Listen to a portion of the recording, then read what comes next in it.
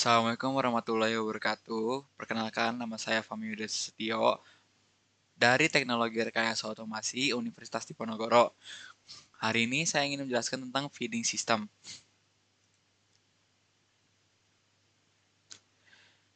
Yang pertama yaitu ada step feeder. Mesin ini biasanya digunakan untuk barang-barang yang lebih besar atau kompleks. Step feeder menggunakan langkah-langkah mekanis untuk memindahkan barang-barang dari satu tahap ke tahap berikutnya dalam proses pengumpanan. Selanjutnya, prinsip kerja dari step feeder. Bagian inti yang bekerja dalam step feeder adalah sebuah plat dorong yang dapat bergerak maju dan mundur. Pertama, bagian-bagian yang akan diangkut ditempatkan di dalam tempat penyimpanan. Setelah itu, peralatan dinyalakan. Plat dorong mulai bergerak maju dan mundur di bawah penggerak perangkat daya seperti motor atau silinder, mendorong bagian-bagian ke posisi yang telah ditentukan untuk proses selanjutnya, seperti penanganan atau operasi transportasi. Sepanjang proses ini, kontrol yang presisi terhadap kecepatan dorongan, posisi, dan frekuensi feeding dari plat dorong memungkinkan pengendalian yang akurat terhadap feeding bagian-bagian tersebut. Selanjutnya, ada komposisi struktur step feeder. Yang pertama ada rangka, yang kedua ada perangkat daya, yang ketiga ada rakitan plat dorong, yang keempat ada tempat penyimpanan atau bin, yang kelima ada konveyor linier, yang keenam ada sistem kontrol, dan yang ketujuh ada komponen pneumatik. Selanjutnya, struktur skematik dari step feeder yaitu yang pertama ada base plate, yang kedua motor, ketiga pushing device, yang keempat plate bracket, yang kelima fixed plate, yang keenam moving plate, yang ketujuh linear feeder, yang ke-8 linear track, yang ke-9 bin, 10 return track, dan ke-11 ada outer shell. Keunggulan dari step feeder adalah yang pertama ada tingkat kebisingan lebih rendah, yang kedua ada kemampuan menangani komponen lebih besar dan berat, yang ketiga mampu melakukan feeding jarak jauh, dan yang keempat struktur sederhana dan keandalan yang tinggi. Setelah itu ada pun kekurangan step feeder, yang pertama ukurannya besar, yang kedua tidak cocok untuk komponen kecil, dan yang ketiga ada keterbatasan dalam sorting yang kompleks.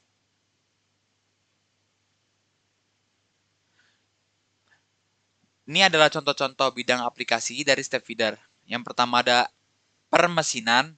Dalam proses permesinan, step feeders dapat secara presisi memasuk bahan baku seperti batang atau lembaran ke posisi kerja mesin, meningkatkan efisiensi dan akurasi. Step feeder banyak digunakan dalam operasi pemuatan untuk peralatan seperti centerless grinders dan mesin bubut atau lathes. Yang kedua, lini produksi otomatis. Sebagai komponen penting dalam lini produksi otomatis, step feeder dapat bekerja bersama peralatan lain, seperti konveyor dan robot, untuk memungkinkan feeding dan distribusi material secara otomatis. Hal ini secara signifikan meningkatkan tingkat otomasi dan produktivitas dalam keseluruhan lini produksi. Yang ketiga, ada pergudangan dan logistik. Di pusat pergudangan dan logistik, step feeder digunakan untuk menyortir, mengangkut, dan menumpuk barang, sehingga meningkatkan efisiensi operasional dan kemampuan manajemen di lingkungan tersebut.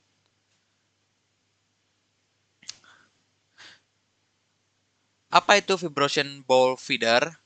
Vibratory bowl feeder adalah perangkat inovatif yang banyak digunakan dalam industri manufaktur untuk menyortir dan mengorientasikan komponen sebelum dirakit atau dikemas.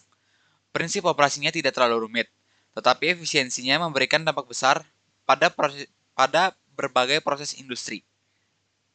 Setelah itu, komponen sistem vibratory feeding. Yang pertama ada vibratory drive unit, yang kedua vibratory bowl, yang ketiga linear feeder, yang keempat linear track, yang kelima mounting base, yang keenam ada controller, yang ketujuh ada hopper, kedelapan ada sensor, dan kesembilan ada electromagnetic force and air blow components. Komponen 1 sampai 6 merupakan bagian utama yang wajib ada dalam sistem vibratory feeding. Sedangkan komponen 7 dan sampai 9 bersifat operasional dan dipilih berdasarkan jenis komponen yang diolah serta kebutuhan teknis tertentu. Selanjutnya, ada core mechanism ball feeder. Ball feeder yang dipasang pada unit penggerak bergetar merupakan inti dari perangkat ini. Unit penggerak mengandung satu set elektromagnetik yang disetel dengan pegas untuk menciptakan getaran yang terarah dan lembut. Getaran ini adalah aspek utama yang memungkinkan ball feeder bekerja. Ketika unit penggerak diaktifkan, getaran merambat melalui pegas, menyebabkan ball berosilasi. Getaran dikendalikan oleh frekuensi dan amplitudo arus listrik. Frekuensi menentukan seberapa cepat getaran terjadi, sementara amplitudo memengaruhi jarak dari setiap getaran. Dengan menyesuaikan parameter ini, operator dapat mengatur ball feeder agar dapat menangani berbagai jenis komponen dengan bentuk dan ukuran yang berbeda. Setelah itu ada part sorting dan orientation ball feeder. Pengguna menuangkan komponen acak ke dalam ball feeder yang bergetar. Ball feeder menyusun dan mengorientasikan komponen satu persatu menggunakan lintasan khusus dengan perangkat seperti pin, semburan udara, dan bilah. Komponen yang tidak sesuai orientasi akan diatur ulang atau dikembalikan ke ball. Hanya komponen yang terorientasi dengan benar yang mencapai ujung lintasan untuk proses perakitan berikutnya. Orientasi yang tepat sangat penting untuk memastikan perakitan yang presisi, seperti skrup yang harus diposisikan dengan kepala menghadap ke atas. Setelah itu ada peran hopper pada ball feeder. Peran hopper pada ball feeder yaitu adalah komponen penting lainnya dalam ball feeder. Saat menangani volume komponen yang tinggi, hopper digunakan sebagai perangkat penyimpanan massal yang secara otomatis memasok komponen ke dalam ball sesuai kebutuhan. Ini membantu menjaga pasokan komponen yang stabil ke mesin, mengurangi waktu henti, dan meningkatkan efisiensi. Setelah itu ada aplikasi penting pada ball feeder. Ball feeder tetap menjadi elemen utama dalam otomatisasi proses perakitan. Alat ini banyak digunakan di berbagai industri, termasuk otomotif, elektronik, farmasi, dan pemrosesan makanan.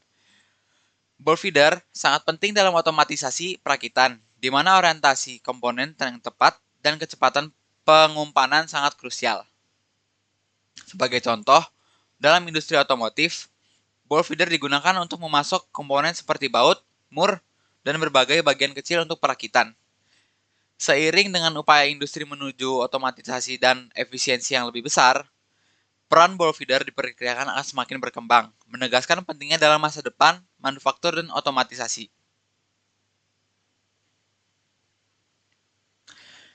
Setelah itu, apa itu vibration linear feeder? Sistem vibration feeding memainkan peran penting dalam peralatan otomatis. Biasanya terdiri dari ball feeder dan linear feeder. Para insinyur desain peralatan otomatis yang sering bertanya, mengapa komponen tidak dapat langsung diambil dari keluaran ball feeder, tetapi harus terlebih dahulu dipindahkan melalui linear feeder hingga ke ujung lintasan linear.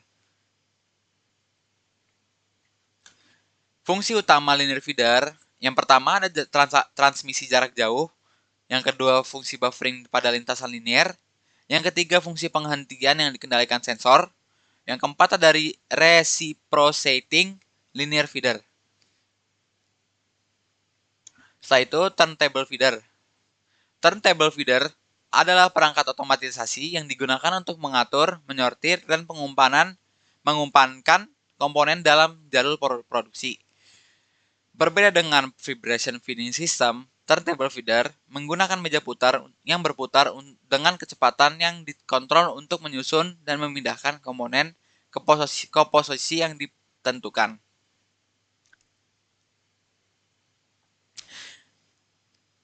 Di sini ada prinsip kerja turntable. Turntable feeder bekerja dengan cara berikut.